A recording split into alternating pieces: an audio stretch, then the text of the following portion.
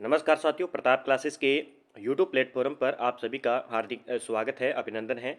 आज की चर्चा करेंगे रीट L2 को लेकर। सामाजिक अध्ययन एसएसटी के अंदर हमारा टॉपिक है आज हमारा बौद्ध धर्म से संबंधित। बौद्ध धर्म से संबंधित टॉप 50 एमसीक्यू की बात करेंगे, जिसमें हमारा एनसीईआरटी कक्षा 6 से 8 तक का भी पुस्तकों का समावेशन होगा। तो टॉपिक वाइज हमारी निःशुल्क बेंच जो है डेली चल रहा है पात्रता परीक्षा 2025 को लेकर। तो सभी साथी वीडियो को लाइक करें, शेयर करें। चैनल पर नए हैं तो चैनल को सब्सक्राइब कर लें, ताकि आपको जैसे ही वीडियो अपलोड करेंगे आपके पास पहुंच पाएगा। तो जो साथी नए पात्रता परीक्षा की तैयारी कर रहे हैं तो ये डेली जुड़ जाइए, तो कि आपके एग्ज़ाम के लिए महत्वपूर्ण होगा। इसी के साथ मैं आपको एक ऑफ़र की भी बात करता हूँ। प्रताप क्लासेस ऐप पर आपको स्पेशल ऑफ़र भी उपलब्ध रहेगा। नया साल, नई राहें, नई सफलताओं का सफ़र। आज की छोटी शुरुआत कल की बड़ी सफलता की बुनियाद बन सकती है आपकी। तो हैप्पी न्यू ईयर 2025 आप सभी साथियों के लिए। प्रताप क्लासेस ऐप पर सभी ऑनलाइन टेस्ट सीरीज पर धमाकेदार 50% का छूट दी जा रही है। तो इस 50% ऑफ यानी मतलब सभी जो टेस्ट सीरीज है वो 50 रुपये में कर दी गई है। तो आप इस ऑफर का फ़ायदा उठाएं। जो भी आप रेट के एग्ज़ाम की तैयारी कर रहे हैं, या आप करंट अफेयर्स इंडिया और वर्ल्ड का तैयार करना चाहते हो, तो टेस्ट सीरीज़ ले सकते हो।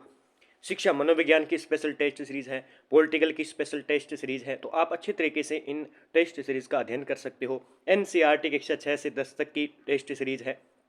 तो प्रताप क्लासेस के ऐप को डाउनलोड करें, और अब आपको कोई समस्या आती है तो आप इस नंबर पर संपर्क कर सकते हैं। तो इस 50% न्यू साल पर और नई राहें और नई दिशा के साथ आप ज्वाइन करें और अच्छे तरीके से तैयारी करें और पेपर दें। तो आज के टॉपिक की बात करते हैं। बौद्ध धर्म से संबंधित जो भी हमारा टॉपिक है उसके 50 प्रश्नों की बात करेंगे। तो ये है आज का हमारा पहला प्रश्न। गौतम बुद्ध का जन्म कहाँ हुआ था? देखिए, बौद्ध धर्म से संबंधित आपके 1 या 2 प्रश्न पूछे जाएंगे, लेकिन हमें पूरा टॉपिक पढ़ना पड़ेगा, क्योंकि आजकल जो रीट के परीक्षा आ रही है वो इससे नहीं आ रही है कि गौतम बुद्ध का जन्म कहाँ हुआ। तो वो कहेंगे, आपको कथन देंगे, 4 ऑप्शन में कथन देंगे, 1, 2, 3 और 4। बोलेंगे कि गौतम बुद्ध का जन्म जो है लुम्बिनी वन के अंदर हुआ था। गौतम बुद्ध के पिता का नाम ये था, या गौतम बुद्ध ने इतने वर्ष में घर छोड़ा था। एक आपको इसमें से एक ऑप्शन रॉन्ग देगा, गलत देगा, ताकि आप पूरे टॉपिक को पढ़ पाएँ। ठीक है, तो इसमें से फिर पूछेगा कि केवल 1, 2 और 3 सही हैं। इस प्रकार के भी प्रश्न मैं लेकर आया हूँ, तो आपको अच्छी तरीके से तैयारी करनी है। तो गौतम बुद्ध का जो जन्म हुआ था वो अपने लुम्बिनी वन के अंदर हुआ था। लुम्बिनी वन के अंदर यानी कपिल वस्तु के समीप। कहाँ पे?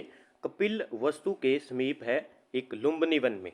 लगभग 563 ईसा पूर्व जो है इनका जन्म होता है। ये भी आपको याद रखना है। इनके पिता का नाम है सुधोधन, और जो साक्य गण के प्रधान थे, और माता का नाम है महामाया।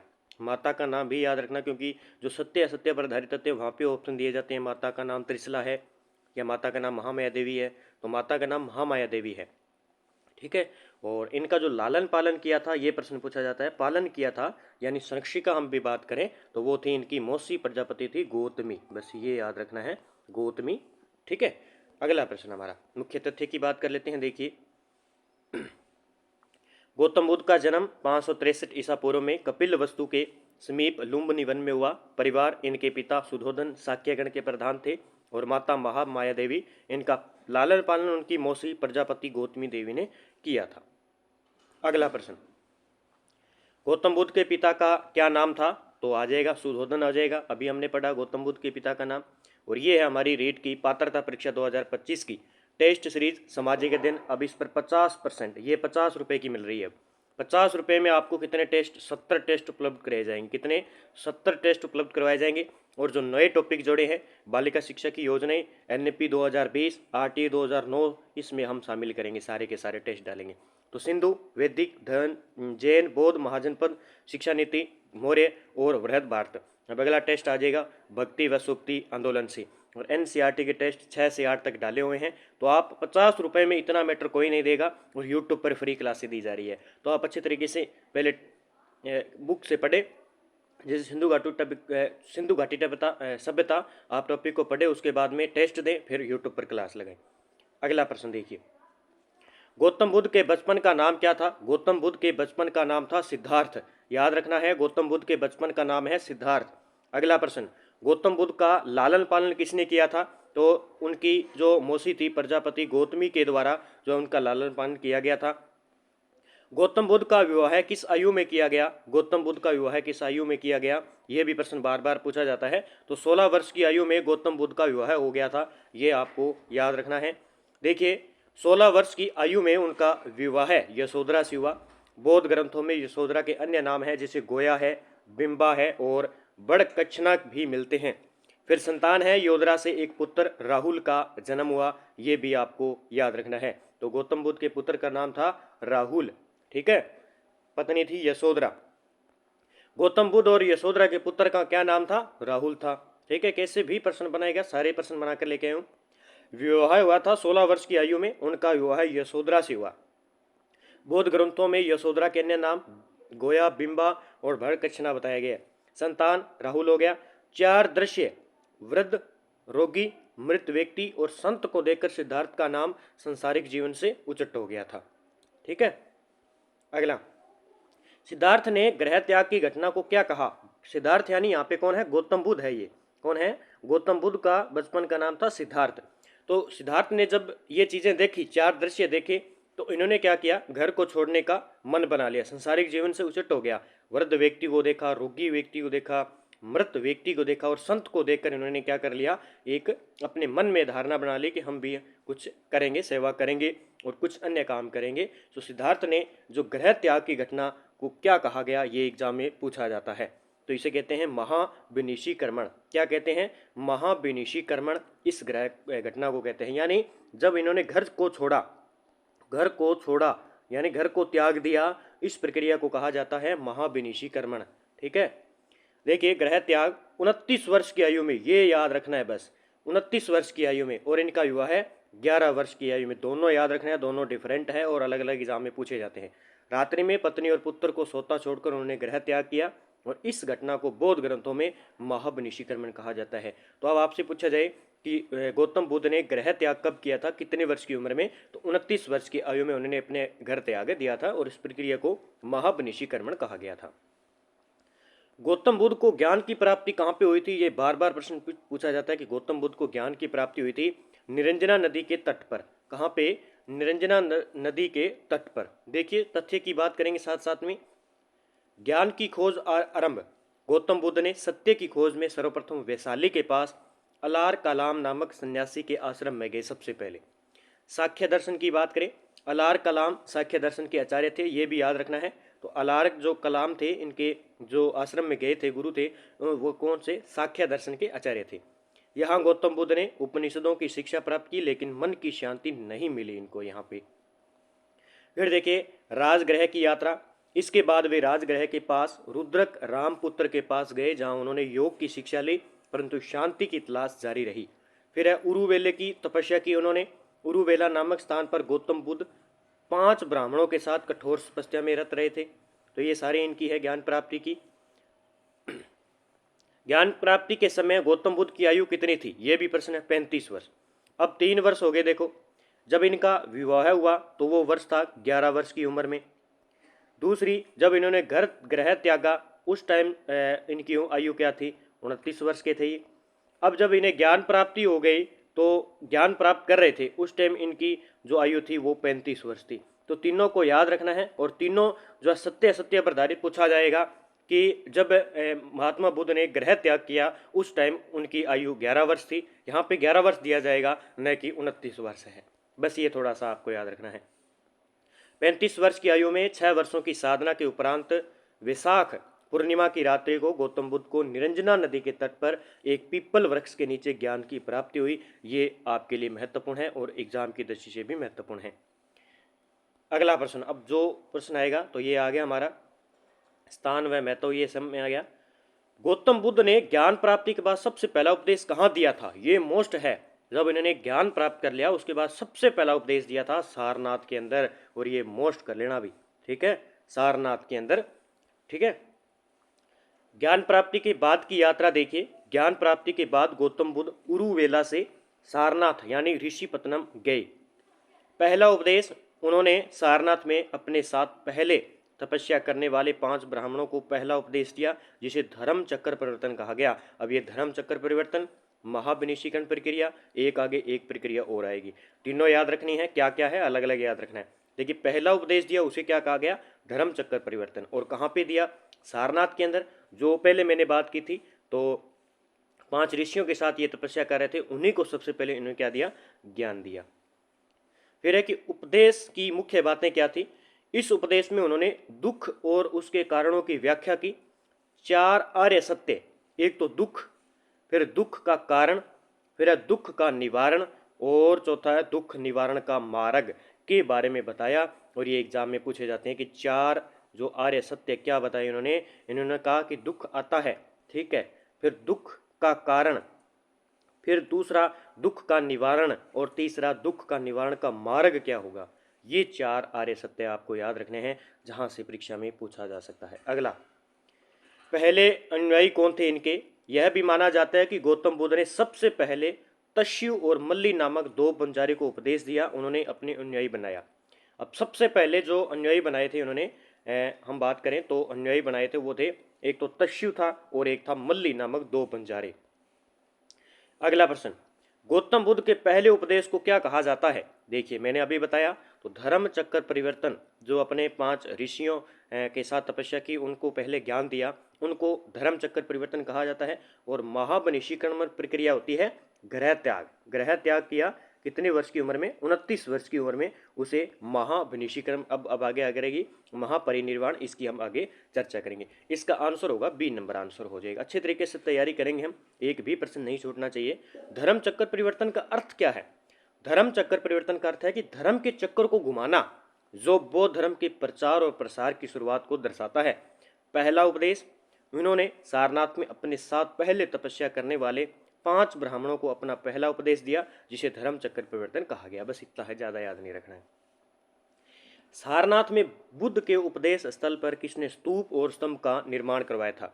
बात आ गई है सारनाथ की, और वहां पे बुद्ध के उपदेश स्थल पर, जहां पे उन्होंने सबसे पहले सारनाथ में उपदेश दिए, वहीं पर किसने क्या बनाए, उनका स्तूप बनवाया और एक स्तंभ का निर्माण करवाया। और शासक कौन था, सम्राट अशोक था, सम्राट अशोक। ठीक है, याद रख लेना। आगे आएंगे कि निम्न में से बौद्ध धर्म से संबंधित कौन कौन से शासक है, उसकी भी हम चर्चा करेंगे। सारनाथ का ऐतिहासिक महत्व, सारनाथ जहां गौतम बुद्ध ने पहला उपदेश दिया, कालांतर में एक महत्वपूर्ण बौद्ध स्थल बन गया है, तो ये भी आपको याद रखना है। तो अशोक सम्राट, देखिए सम्राट अशोक का योगदान।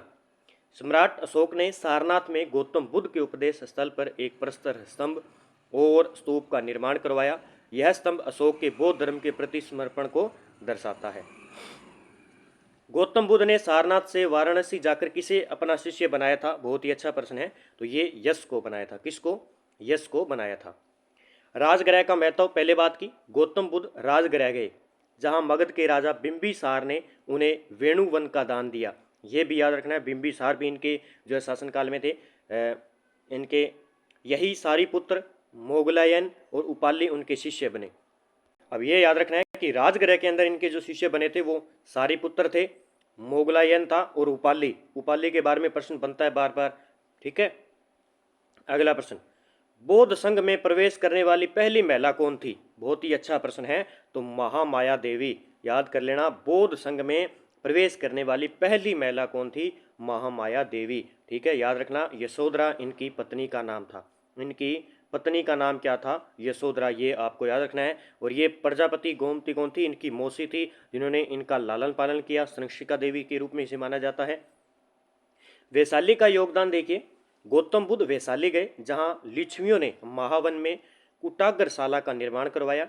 पहली बार उन्होंने महिलाओं को संघ में प्रवेश करने की अनुमति दी। ये भी याद रखना है, वैशाली के अंदर, ये भी पूछा जा सकता है। तो गौतम बुद्ध ने वैशाली गए थे, वहां पे जाके इन्होंने क्या किया, लिच्छवियों ने महावन में कुटाग्रशाला का निर्माण किया, वहां पे सबसे पहले महिलाओं को संघ में शामिल किया गया। फिर उनकी मौसी महामाया देवी बौद्ध संघ में प्रवेश करने वाली पहली महिला थी। दूसरी महिला भिक्षुणी है आम्रपाली, जो वैशाली की प्रसिद्ध गणिका थी और संघ में शामिल हुई। दोनों याद रखना है, पहली महिला तो हो जाएगी कौन सी, महामाया देवी, महामाया देवी, और दूसरी महिला भिक्षुणी हो जाएगी आम्रपाली, आम्रपाली या अमरपाली। ठीक है।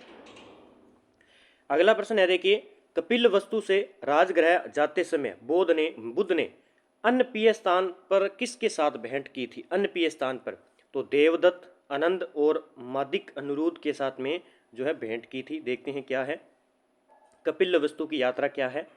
राजगृह से गौतम बुद्ध अपने गृह नगर कपिलवस्तु गए। उन्होंने अपने परिवार को अपने धर्म में दीक्षित किया। साक्यों के नवनिर्मित संस्थागार का उद्घाटन किया। फिर है कि अन्न पिय का विश्राम स्थल। कपिलवस्तु से राजगृह जाते समय गौतम बुद्ध ने अन्न पिय नामक स्थान पर विश्राम किया। यहाँ साक्य राजा, मादिक, अनिरुद्ध, उपाली, देवदत्त और आनंद बौद्ध धर्म में दीक्षित हुए। याद रखना है, ये साक्य राजा थे। एक तो मादिक था, अनिरुद्ध था, उपाली था, देवदत्त था और आनंद बौद्ध। ये कहाँ के थे? सारे के सारे अन्न पिय नामक स्थान के थे। ठीक है।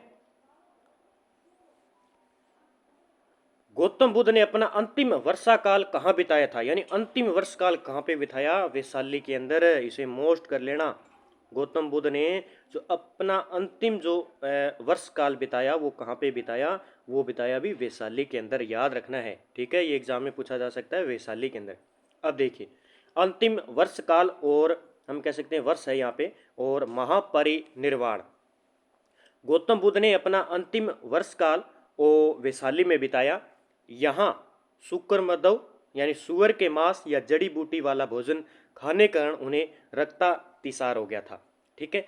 तो पावा से कुशीनारा गए और 483 ईसा पूर्व 80 वर्ष की आयु में उनका महापरिनिर्वाण हो गया। ठीक है। महापरिनिर्वाण होता है जिस टाइम मृत्यु हो जाती है उसके जो किया जाता है, तो महापरिणाम। अब देखिए 3 सन आ गया हमारे पास। सबसे पहला जो विवाह है 11 वर्ष की आयु में। दूसरा गृह त्याग किया 29 वर्ष की आयु में। फिर तीसरा जो उपदेश दिया था, ज्ञान की प्राप्ति हुई 35 वर्ष की आयु में। और लास्ट हम बात करेंगे सन 80 वर्ष की आयु में इन्हें क्या होगी? मृत्यु हो गई। ठीक है, यानी मृत्यु हो गई, या हम कह सकते हैं महापरिनिर्वाण। ठीक है, ये आपको याद रखना है। तीनों कहीं भी आ जाए अब आपको भूलेंगे नहीं। और हुआ कहाँ पे? पावा से जब कुशीनारा गए थे, कुशीनारा से। ठीक है, तो अंतिम समय तो वैशाली में बिताया था, लेकिन जब पावा से कुशीनारा गए और 483 ईसा पूर्व, ये भी याद रखना है, 483 ईसा पूर्व 80 वर्ष की आयु में उनका महापरिनिर्वाण हो गया था। गौतम बुद्ध ने शरीर की धातुओं का एक भाग किसे दिया था? धातुओं का एक भाग किसे दिया गया था? तो कपिलवस्तु के साक्य थे, अजातशत्रु थे और पिपलिविन के मौर्य थे। उपयुक्त सभी हो जाएगा इसके अंदर। तो ये बात करते हैं क्या? गौतम बुद्ध ने शरीर की धातुओं के 8 भाग अलग अलग राजाओं को दिए थे, राजाओं और राज्यों को दिए थे। इन धातुओं पर स्तूपों का निर्माण करवाया गया। विभाजन के विवरण पावा और कुशीनारा के मल, कपिलवस्तु के साक्ष्य, ये जो भेंट किए थे।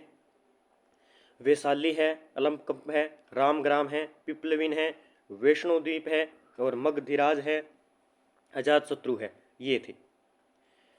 महात्मा बुद्ध की मृत्यु के बाद बौद्ध धर्म के त्रिरत्न कौन कौन से हैं? ये प्रश्न बनता है बार बार। तो महात्मा बुद्ध की मृत्यु के बाद बौद्ध धर्म के त्रिरत्न है, बुद्ध है, धम्म है और संघ है। तीनों याद रखने ना। इन्हें बौद्ध धर्म के त्रिरत्न के नाम से जाना जाता है। एक तो बुद्ध है, दूसरा है धम्म है, ठीक है, और तीसरा है संघ। तीनों याद रखने हैं, तीनों एग्जाम में बार बार पूछे जाते हैं। भिक्षु अपनी प्रार्थना के दौरान निम्नलिखित में से किसका उच्चारण करते थे? ये इस प्रकार के प्रश्न।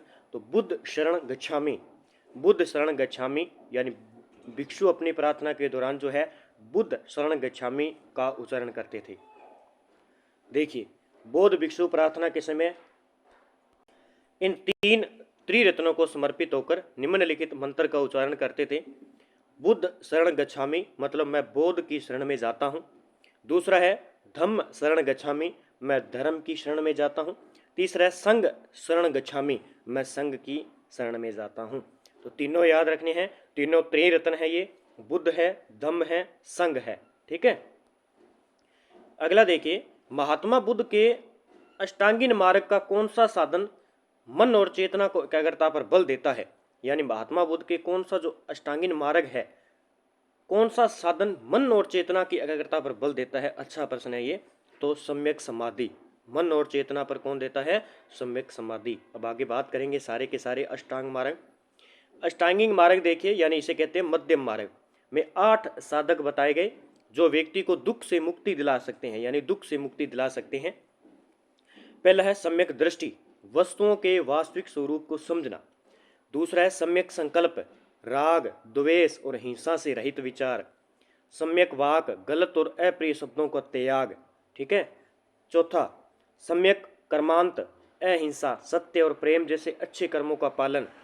सम्यक आज, ईमानदारी व धर्म पूर्वक आजीविका कमाना और उचित व्यायाम, मानसिक आध्यात्मिक और शारीरिक उन्नति के लिए सतत प्रयास। ठीक है। सातवां है सम्यक स्मृति, सत्य और नैतिक धारणा को आत्मसात करना। और आठवां है सम्यक समाधि, मन और चेतना का एकाग्रता।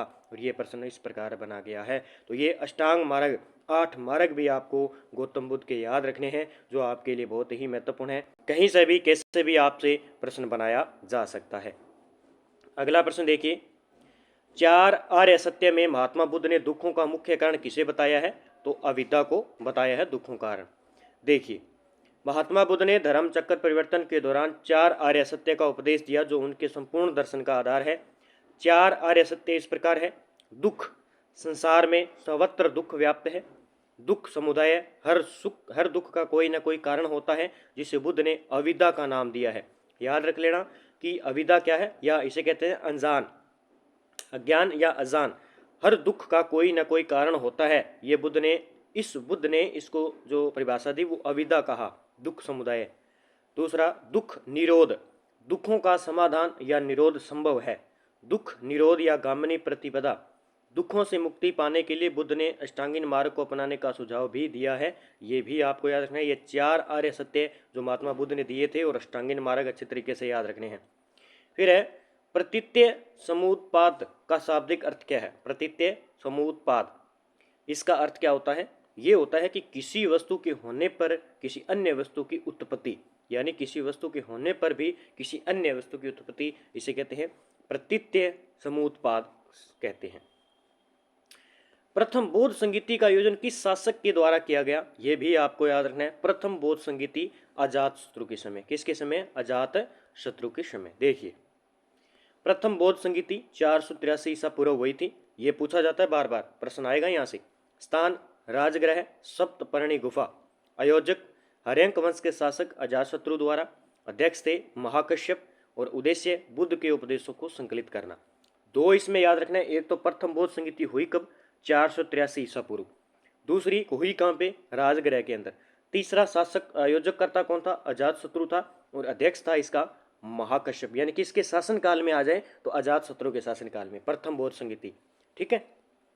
अगला, द्वितीय बौद्ध संगीति का मुख्य उद्देश्य क्या था? द्वितीय बौद्ध संगीति का, जो कि 383 ईसा पूर्व हुई थी, तो इसका था भिक्षुओं के बीच मतभेदों का समाधान। अब देखिए, द्वितीय बौद्ध संगीति, 3 बौद्ध संगीति हुई थी। द्वितीय बौद्ध संगीति 383 ईसा पूर्व। स्थान था वैशाली। पहली कहाँ पे हुई? राजगृह के अंदर। दूसरी वैशाली। आयोजक था कालाशोक। यानी इसका शासक कौन था? शासककर्ता कौन था? कालाशोक। अध्यक्ष था इसका साबक मीर या स्वर्ण कामिनी। उद्देश्य भिक्षुओं के बीच मतभेदों का समाधान करना। फिर परिणाम बौद्ध संघ 2 संप्रदायों में विभाजित। ठीक है। अगला, तृतीय बौद्ध संगीति के दौरान किस ग्रंथ की रचना हुई थी? यह भी प्रश्न पिछली बार रीट के अंदर पूछा गया था। तो अभिधम्म पिटक की जो ग्रंथ की रचना हुई थी वो तृतीय बौद्ध संगीति के तहत हुई थी। याद रखना, अभिधम्म पिटक। तृतीय बौद्ध संगीति 251 ईसा पूर्व। स्थान पाटलिपुत्र। आयोजक मौर्य सम्राट अशोक के समय। तीसरी, थर्ड याद कर लेना, थर्ड बौद्ध संगीति अशोक के समय हुई थी बस। अध्यक्ष थे मोगलीपुत्र या तीस कहते हैं। उद्देश्य है कि संघ भेद को समाप्त करना और बौद्ध धर्म को स्थायित्व प्रदान करना। तो बस ये सन और शासक याद रखें। चतुर्थ बौद्ध संगीति का आयोजन किस स्थान पर हुआ? 4 बौद्ध संगीति हुई थी, 3 नहीं 4। तो कश्मीर के अंदर। कहाँ पे? कश्मीर के अंदर। देखिए, चतुर्थ बौद्ध संगीति 78 ईसा पूर्व। स्थान कश्मीर कुंडलवन के अंदर। ठीक है। आयोजक कुषाण शासक कनिष्क के समय। अध्यक्ष थे वसुमित्र और उपाध्यक्ष थे अशोक घोष। उद्देश्य है बौद्ध ग्रंथों की समीक्षा और संकलन करना। परिणाम क्या था? विभाषा शास्त्र नामक टीकाओं का संकलन। फिर है बौद्ध संघ का विभाजन। इसके अंदर हीनयान और महायान, यानी जो बौद्ध संघ था वो 2 भागों में बंट गया। किस संगीति के अंदर? ये पूछा जाए तो चौथी बौद्ध संगीति के बाद जो बौद्ध धर्म है वो हीनयान और महायान 2 शाखाओं में बंट गया था। ये एग्जाम में पूछा जा सकता है। चतुर्थ, बौद्ध संगीति के परिणाम स्वरूप बौद्ध धर्म में कौन से दो संप्रदाय बने? ये प्रश्न बनेगा सीधा का सीधा। तो हीनयान या और महायान दो शाखाओं में बंट गया आगे। गौतम बुद्ध के जन्म का प्रतीक कौन सा है? जन्म का प्रतीक की बात करेंगे कमल और सांड। ठीक है, यहां से प्रश्न बन सकता है। तो प्रतीक चिन्ह देखिए, गर्भ हाथी गर्भाधान का प्रतीक, जन्म के समय की बात करें तो कमल और सांड जन्म का प्रतीक है। फिर महाबनिशीकर्मण घर छोड़ना उस टाइम का है घोड़ा, ज्ञान पीपल वृक्ष यानी बोधि वृक्ष हो जाएगा। धर्म चक्कर परिवर्तन प्रथम उपदेश दिया था जहाँ पे सारनाथ के अंदर चक्कर, और महापरिनिर्वाण स्तूप जहाँ पे अंतिम वैशाली के अंदर जो है इन्होंने अंतिम वर्ष बिताया था, वहाँ पे महापरिणाम हुआ था 80 वर्ष की आयु में। अगला, गौतम बुद्ध को ज्ञान की प्राप्ति कहाँ पे हुई थी? तो ज्ञान की प्राप्ति हुई थी बोध गया के अंदर। कहाँ पे? बोध गया के अंदर हुई थी। बौद्ध धर्म में धर्म चक्कर परिवर्तन प्रथम उपदेश का प्रतीक क्या था? तो चक्कर हो जाएगा। क्या हो जाएगा? चक्कर हो जाएगा। ठीक है। गौतम बुद्ध का महापरिनिर्वाण किस स्थान पर हुआ था? अभी देखो, तो कुशीनगर था यहाँ पे।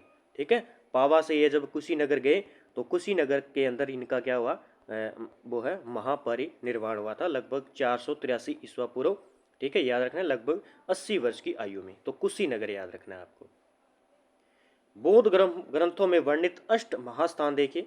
लुम्बिनी गौतम बुद्ध का जन्म स्थान है लुम्बिनी। ठीक है। गया यानी बोध गया, गया ज्ञान प्राप्ति का स्थान। आपसे पूछा जाए, ये अच्छे प्रश्न है कि ज्ञान प्राप्ति का स्थान कौन सा है? बोध गया। फिर सारनाथ जहाँ पे प्रथम उपदेश दिया था जिसे धर्म चक्कर परिवर्तन कहा गया। कुशीनगर महापरिनिर्वाण का स्थान। मोस्ट कर लेना, सारी की सारी लेने मोस्ट है भी। राजगृह क्यों प्रसिद्ध था? नाल नामक मद मस्त हाथी का दमन यानी हस्ती दमन। फिर संसिका तुषित स्वर्ग में माता महामाया को उपदेश देकर पृथ्वी पर अवतरण। श्रावस्ती जेतवन विहार का निर्माण। वैशाली वज्जियों के आगमन पर महाप्रदर्शन। ठीक है, तो ये थोड़े से पॉइंट याद रखना।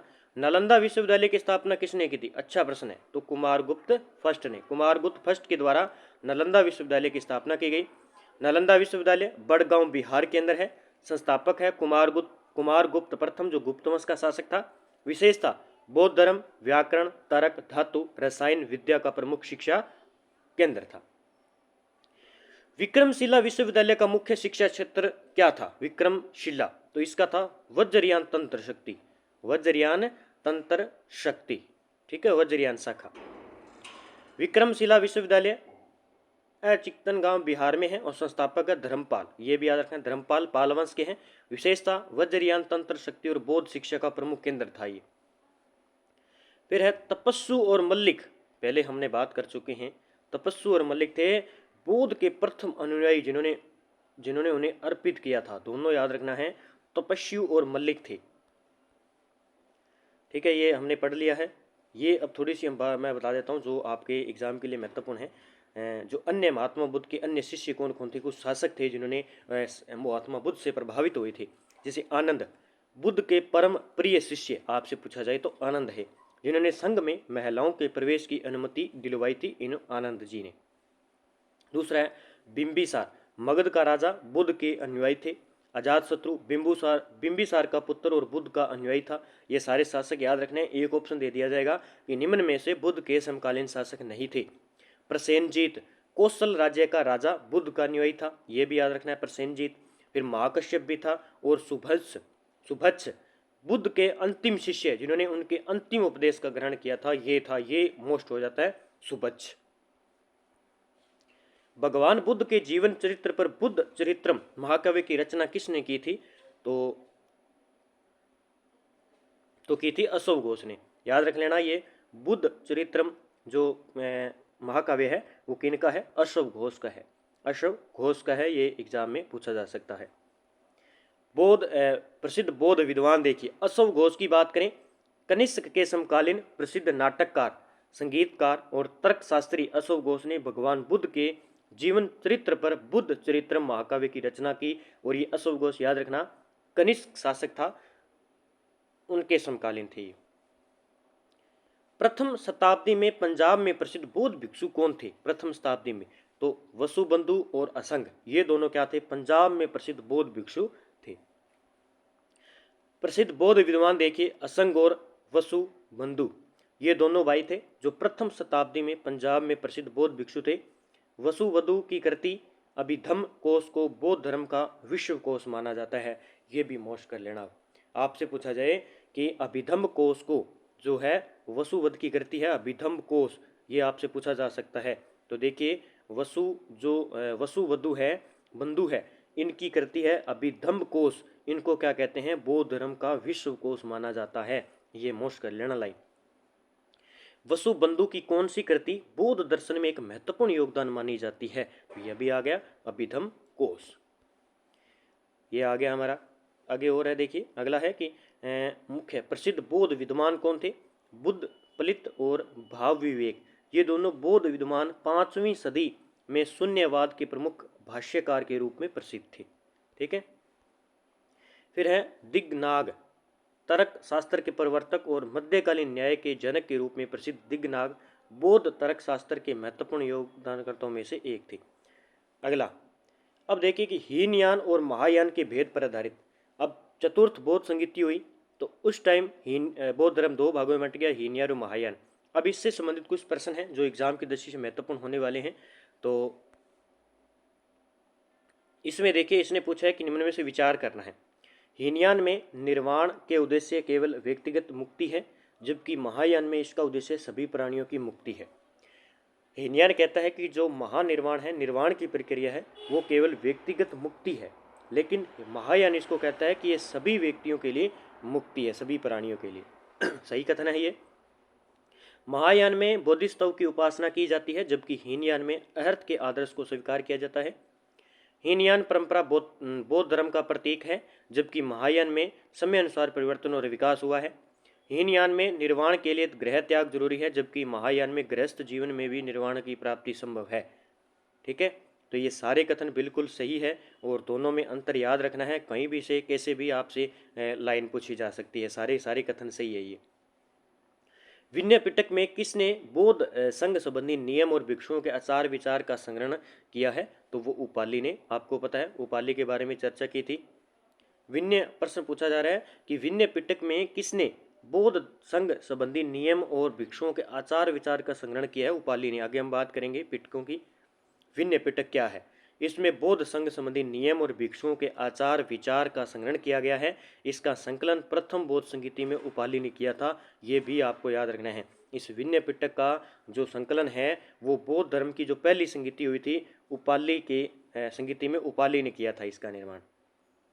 इसके प्रमुख भाग है जैसे पातिमोक्ष है, सूत विभंग यानी महाविभंग, भिक्षुणी विभंग और खदंक और परिवार पाठ, ये इसके प्रमुख भाग है विनय पिटक के, जहाँ से प्रश्न बन सकता है।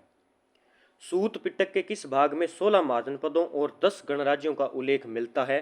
तो अंगुत्तर निकाय के अंदर। पहले भी हम महाजनपद में पढ़ चुके हैं और ये बात किसकी कर रहा है? सूत पिटक की कर रहा है, विनय पिटक की नहीं कर रहा है। सूत पिटक की बात कर रहा है कि सूत पिटक के किस भाग में 16 महाजनपदों और 10 गणराज्यों का उल्लेख मिलता है? तो अंगुत्तर निकाय के अंदर। अब आपसे पूछा जाए, हो सकता है कि 16 महाजनपदों का उल्लेख मिलता है, दीर्घ निकाय, मंजिक निकाय, या आपसे यहाँ पे सूत पिटक दे दे या खुदक निकाय, तो सूत पिटक भी आंसर सही होगा इसका। ठीक है। देखिए सूत पिटक क्या है? इसमें बौद्ध धर्म के सिद्धांतों और शिक्षाओं का वर्णन किया गया। इसके 5 भाग हैं, ये एग्जाम में पूछे जा सकते हैं कि निम्न में से कौन सा सूत पिटक से संबंधित नहीं है। दिग्ग निकाय है, मंजिम निकाय है, संयुक्त निकाय है और अंगुत्तर निकाय है। अंगुत्तर निकाय है, खुदक निकाय है, उदान विमंत वत्थु निकाय है। ये सारे के सारे याद रखने हैं। ठीक है। आ जाए संबंधित तो सूत पिटक से संबंधित है, ये आ जाएगा। ठीक है। अगला, अभिधम्म पिटक का संकलन किसने किया था? अब आ गया अभिधम्म पिटक। तो मोगलीपुत्र ने, किसने? तो 3 पिटक कौन कौन से हो गए? एक तो विनय पिटक हो गया, ठीक है, दूसरा सूत पिटक हो गया और तीसरा अभिधम्म पिटक। ठीक है। ये तीनों याद रखने हैं आपको। अभिधम्म पिटक क्या है? इसमें बुद्ध की दार्शनिक भिक्षाओं का संग्रहण किया गया है। इसका संकलन तृतीय बौद्ध संगीति में मोगलीपुत्र तिस द्वारा किया गया। इसमें 7 प्रमुख ग्रंथ है अभिधम्म पिटक के अंदर। कथावथ्यु विभंग है, धातु कथा है, धम्म संगणी है और आगे देखते हैं पटान है, युगल पंचती है। ये सारे क्या है, इसके प्रमुख ग्रंथ है जहाँ से आपसे प्रश्न पूछे जा सकते हैं। आप देख सकते हो अच्छी तरीके से अभिधम पिटक। अगला, कनिष्क के दरबारी कवि और नाटककार कौन थे? कनिष्क तो अशोक घोष, हमने बात की थी। अगला प्रश्न देखिए, वसु बंधु की बात करें, प्रमुख रचनाएं हैं इनकी विशांतिका और त्रिशांतिका, बौद्ध धर्म के सिद्धांतों पर आधारित ग्रंथ है। फिर अभिधम कोश है इनकी एक, बौद्ध धर्म का विश्व कोश जो बौद्ध धर्म की तात्विक और आचारिक संरचना को स्पष्ट करता है। दोनों याद रखना, वसु बंधु की दो रचनाएं हैं, एक तो विशांतिका और त्रिशांतिका और अभिधम कोश, दोनों याद रखना है। अगला प्रश्न है कि बुद्ध चरित्र ग्रंथ की रचना किसकी है? तो ये हो जाएंगे अशोक घोष, ये पहले मैंने बता दी है। आगे हम आगे देख लीजिए, और भी कुछ रचनाएं हैं। विशुद्धमि मग्गा, ध्यान और शुद्धता से संबंधित बौद्ध धर्म का मार्गदर्शन। सुमंगल विलासनी, बौद्ध धर्म के सिद्धांतों पर एक व्याख्या है। और सामंथा प्रसादिका, सूत पिटक के व्याख्या का ग्रंथ है इसमें। अगला, अभिधम कोश को किसने रचा था? अभिधम कोश की बात करें तो वसु बंधु है, दो मैंने बताई थी आपको। माध्यमिक का सूत्र किस बौद्ध विद्वान की रचना है? माध्यमिक तो ये नागार्जुन की है, याद रख लेना।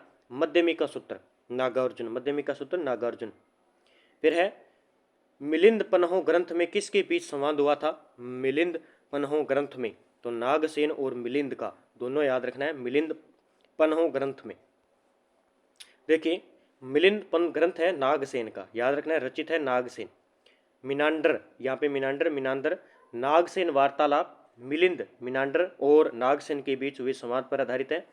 मौर्योत्तर काल में 75 व्यवसायों का उल्लेख है इसके अंदर, ठीक है, मिलिंद पन्हो में। अब देखिए थोड़े से बड़े हैं, ये एनसीईआरटी के हैं। निम्नलिखित कथनों वक्तव्य पर विचार कीजिए, अच्छा प्रश्न है ये। बुद्ध पुनर्जन्म के सिद्धांत में विश्वास नहीं करते थे, बिल्कुल गलत है।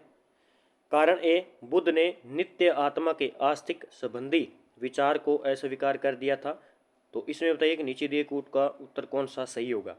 पहला तो गलत है, देखिए आर सही है कि बुद्ध ने नित्य आत्मा के अस्तित्व संबंधी विचार को अस्वीकार कर दिया था, लेकिन बुद्ध ने पूर्व जन्म के सिद्धांत को विश्वास नहीं किया। तो इसमें ए गलत हो जाएगा, आर सही है, ठीक है। ए गलत है और किंतु आर सही है, डी नंबर आंसर हो जाएगा। देखिए, गौतम बुद्ध ने बताया कि जन्म से लेकर मृत्यु तक संपूर्ण जीवन दुख में है। मृत्यु भी दुख का अंत नहीं है, बल्कि नए दुख का आरंभ है, क्योंकि मृत्यु के बाद भी पुनर्जन्म होता है। उनका मानना था कि प्राणी की इच्छा अपूर्ण रहती है तो पुनर्जन्म लेना पड़ता है। बुद्ध ने स्थिर आत्मा के अस्तित्व को अस्वीकार कर दिया था। यह भी याद रखना है कि बुद्ध ने जो स्थिर आत्मा के अस्तित्व को अस्वीकार कर दिया था, ये पॉइंट एनसीईआरटी में दिए हुए हैं। निम्नलिखित में से किसमें बौद्ध संघ जीवन के आचरण के नियम का संग्रहण है? तो इसमें कौन सा हो जाएगा? विनय पिटक के अंदर, यानी संघ जीवन के आचरण। विनय पिटक मैंने 3 पिटक आपको बताए थे।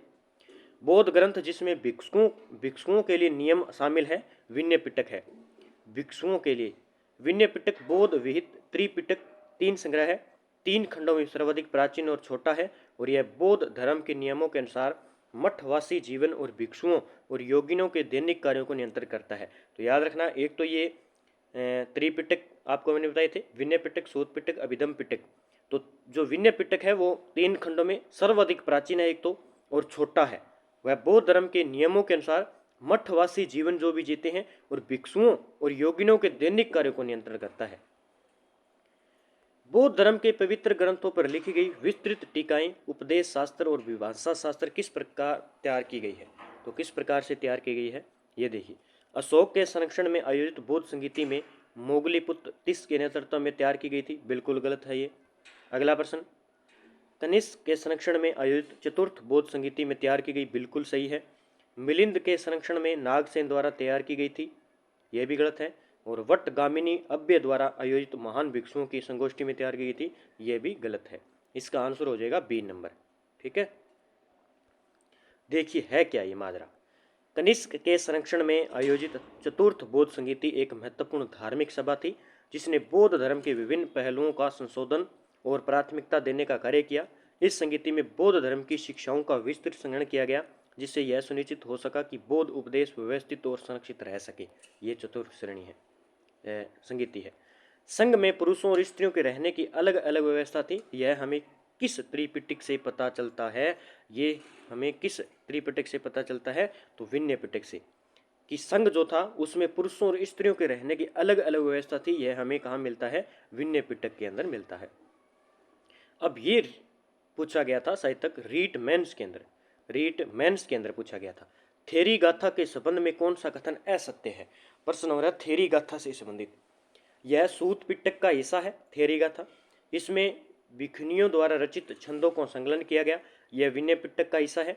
इसमें महिलाओं के सामाजिक और आध्यात्मिक अनुभवों के बारे में अंतर्दृष्टि मिलती है। तो इसका आंसर की बात करें तो इसमें एक तो यह सूत पिटक का हिस्सा है, एक तो यह याद रखना थेरी गाथा। देखिए बहुत ज़्यादा लंबा है जैन धर्म, लेकिन रीट के अंदर कई सभी प्रश्न बनाए जा सकते हैं। तो थेरी गाथा जो है सूत पिटक का हिस्सा है एक तो। दूसरा, इसमें भिक्षुणियों द्वारा रचित छंदों का संकलन किया गया, ये भी सही है। और लास्ट में ये तो गलत हो जाएगा, इसमें महिलाओं के सामाजिक और आध्यात्मिक अनुभवों के बारे में अंतर्दृष्टि मिलती है। तो इसका आंसर हो जाएगा 1, 2 और 4। भारतीय दर्शन की 6 पद्धति षड दर्शन में कौन शामिल है। ये पिछली बार शायद तक रीट पात्रता में पूछा गया था। यहाँ से रीट पात्रता के अंदर पूछा गया था कि भारतीय दर्शन में 6 पद्धति में कौन सा शामिल है। एक तो सत्यार्थ प्रकाश है, वैशेषिक है, वो महाभारत और उपनिषद है। सारे अच्छे तरीके से याद करने अभी। तो इसमें तो कौन सा शामिल है ये बात करिए। इसमें वैशेषिक है, ये गलत बता दिया मैंने। हाँ, 2 नंबर इसका आंसर होगा। कौन सा शामिल है मैंने तथ्य बता दिए। तो 6 पद्धति षड्यंत्र में कौन सा वैशेषिक शामिल है। अब देखिए कौन कौन से अच्छा है। ठीक है, अगला प्रश्न, कौन से बौद्ध ग्रंथ में बौद्ध संघ या मठों में रहने वाले लोगों के लिए नियमों का संग्रहण था। तो किस में था भी, इसका आंसर क्या हो जाएगा विनय पिटक। ठीक है, अगला प्रश्न, एक राजा अवंती पुत्र और बुद्ध के अनुयायी कंचन के बीच संवाद का कौन सा बौद्ध ग्रंथ में है। तो ये है मंजमिक निकाय के अंदर। अगला प्रश्न देखिए, निम्न में से कौन सा असुमेलित है घटनाएं और चिन्ह है। बुद्ध का जन्म, बुद्ध का गृह त्याग, बुद्ध की ज्ञान प्राप्ति, बुद्ध का निर्वाण। इसमें देखिए क्या आंसर हो जाएगा। बुद्ध का जन्म की बात करें तो जो है कमल था। बुद्ध की ज्ञान प्राप्ति पीपल वृक्ष के नीचे बोध गया है। बुद्ध का निर्वाण पद चिन्ह या स्तूप है। और बुद्ध का गृह त्याग जो है बेल नहीं है। ठीक है, आगे देखिए, गौतम बुद्ध का जन्म किस क्षत्रिय परिवार में 563 ईसा पूर्व में हुआ था। तो ये हुआ था साका क्षत्रिय परिवार के अंदर। दिग्ग निकाय निम्नलिखित में से क्या है। दिग्ग निकाय की बात करेंगे तो ये एक बौद्ध ग्रंथ है। दिग्ग निकाय क्या है, एक बौद्ध ग्रंथ है। अगला प्रश्न देखिए कि बुद्ध की शिक्षाओं के संदर्भ में निम्नलिखित कथनों पर विचार कीजिए। बुद्ध की शिक्षाओं से संबंधित, तो इसमें हो जाएगा बुद्ध ने दुख का कारण तृष्णा लालसा को बताया, ये बिल्कुल सही है। उन्होंने कहा कि आत्म संयम अपनाकर मनुष्य तृष्णा से मुक्ति पा सकता है। तो इसके आंसर की बात करेंगे, इसका आंसर हो जाएगा 1 व 2 दोनों हो जाएंगे। अगला प्रश्न देखिए, बुद्ध द्वारा पहली बार उपदेश देने की महत्वपूर्ण घटना की स्मृति में कहाँ एक स्तूप का निर्माण करवाया गया था। तो ये निर्माण करवाया गया था सारनाथ के अंदर। ठीक है, अगला प्रश्न देखिए, निम्नलिखित में से कौन सा या कथन बौद्ध संघ से संदर्भ में सही है।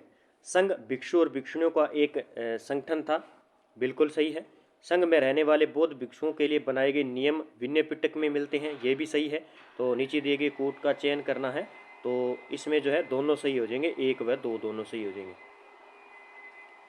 निम्नलिखित में से कौन सा कथन बौद्ध संघ के संदर्भ में सही नहीं है। इसमें हम बात करेंगे तो इसमें जो सही नहीं होगा वो नहीं होगा डी नंबर। क्या नहीं होगा, डी नंबर, पढ़ लेना आप। अगला प्रश्न देखिए, कुशल शैलकृत गुफाओं को विहार कहते हैं। विहार के संदर्भ में निम्नलिखित कथनों पर विचार कीजिए। यहाँ से प्रश्न बन सकता है आपका। तो विहार बौद्ध भिक्षुओं और भिक्षुणों की शरण स्थली थी जो बाद में निवास स्थल बदल गया, बिल्कुल सही है। प्राय किसी धनी व्यापारी, राजा अथवा भूस्वामी द्वारा दान में दी गई भूमि पर विहार का निर्माण होता था। तो ये दोनों कथन बिल्कुल सही हो जाएंगे, दोनों याद रखने आगे। अगला प्रश्न देखिए, जिस समय बुद्ध उपदेश दे रहे थे उसी समय या उससे भी थोड़ा पहले दूसरे अन्य चिंतक भी कठिन प्रश्नों का उत्तर ढूंढने का प्रयास कर रहे थे। ये चिंतक उपनिषदों से संबंधित थे। तो ये थे, एक तो उपनिषदों उत्तर वैदिक काल का हिस्सा थे, ये भी याद रखना है, बिल्कुल सही है। उपनिषद का शाब्दिक अर्थ होता है गुरु के समीप बैठना। इन ग्रंथों में अध्यापकों और विद्यार्थियों के बीच बातचीत का संकलन किया गया।